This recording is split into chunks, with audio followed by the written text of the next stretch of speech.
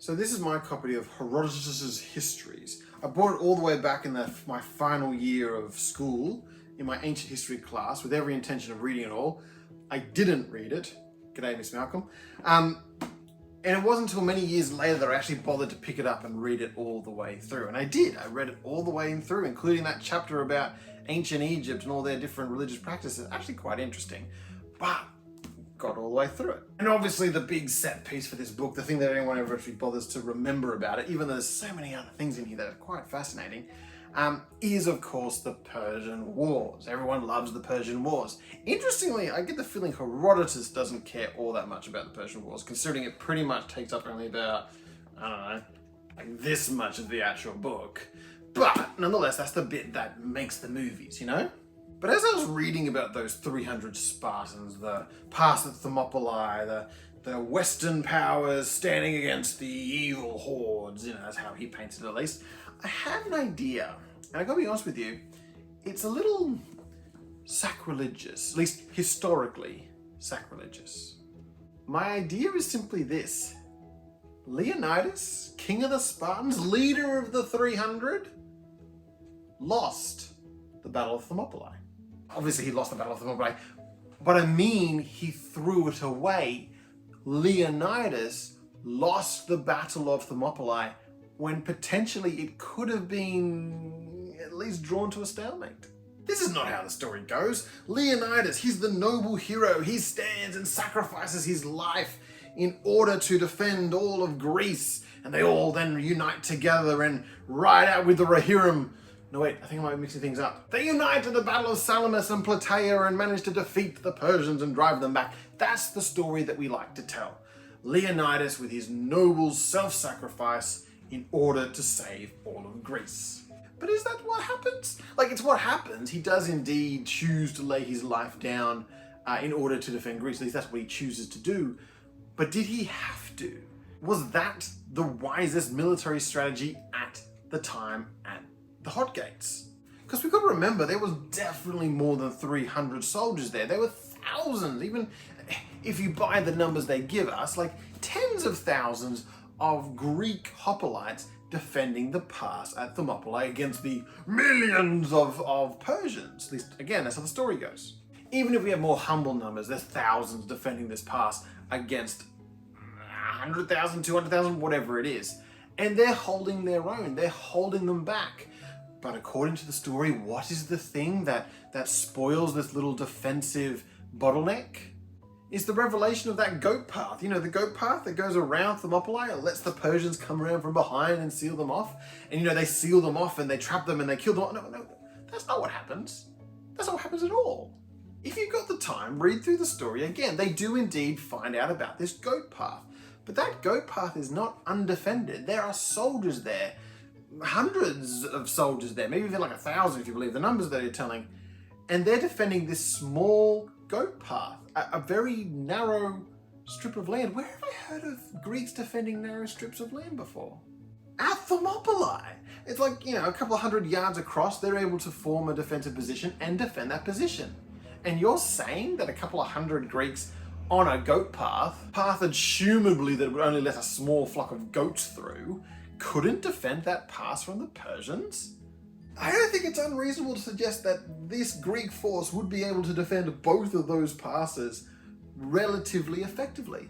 But that's not what happens. News of the discovery spreads through the camp. They all hear about, oh, they found the way around. And in that panic, in that chaos, Leonidas, the Spartan leader, the leader of the whole assembly, because, you know, the Spartans, they're apparently the best. They must be in charge. They wouldn't be there if they weren't in charge. He decides, you know what, we can't defend this position, we must withdraw. They withdraw, they actually withdraw from that narrow strip, they withdraw from the goat pass, and it says, Herodotus says, they withdraw back to a little hill. They withdraw back away from that defensive position to an exposed hill, and worse still, they send off the majority of the armed forces. Well, maybe not worse still, maybe with that tactical decision it probably is better that they send everybody away, leaving behind only the Spartans with their sort of slave forces, the Perioikoi, they're not the slaves, the helots aren't, never mind, and 2 other city forces, one that doesn't even want to be there. So there they are with diminished numbers, moved away from the defensive position to an exposed position, the type of ground that the Persians just love to surround and fill full of arrows. And there they are, trapped on this hill. And then the predictable happens. They get surrounded, and not only do they fight in the shade, they die in it. So there you go. They're lying there, 300 Spartans and their friends, dead. Apparently a noble sacrifice, but again, it seems a bit of a waste. But why? Why would you throw your lives away so seemingly pointlessly? Well, Herodotus gives us the answer for that as well. Because anyone who knows this story or seen the 300 movie knows that there was a Delphic prophecy. That's right, the oracle at Delphi, the prophetess of Apollo and Pythia, incanting some amazing words of knowledge of the future. And whether you believe in such things or not, clearly they did. And of course, Leonidas, he himself, got such a word of prophecy, and we all know what it was. It's too dramatic not to know. The word of prophecy was, of course, that Spartan king, if you should go and fight, but know that either the king of Sparta will die or Sparta will fall. Them the breaks. So as Leonidas, along with the rest of the Greek forces, are defending the pass at Thermopylae relatively successfully, can I say, that must have been lingering in his mind. The idea, because he believes it, that in order to save the city that he so solemnly loves and protects, he at some point is going to have to die. And I doubt that he's going to be looking in some sort of Macbethian type way of getting out of this prophecy. He's bought in. He believes it. He almost wants the opportunity to sacrifice his life in order to save the country that he loves. So what does he do?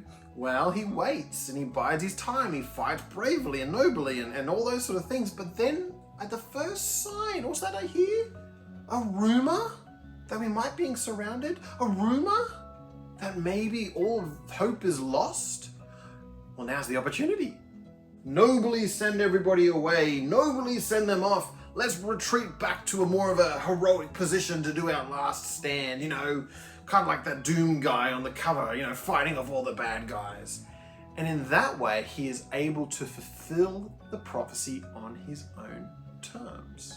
Now, some people might think that sounds equally badass, but I would like to remind you, he is going to take 300 Spartans and friends down with him.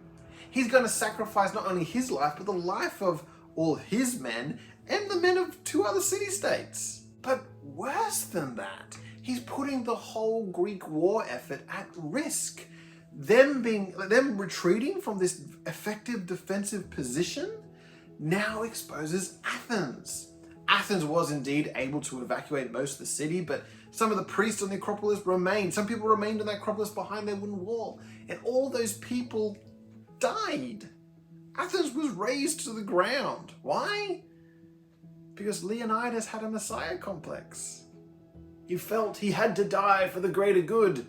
Not just him, but a bunch of his other soldiers, and a bunch of Athenian priests, men, women, children, and anybody between the pass at Thermopylae and Athens.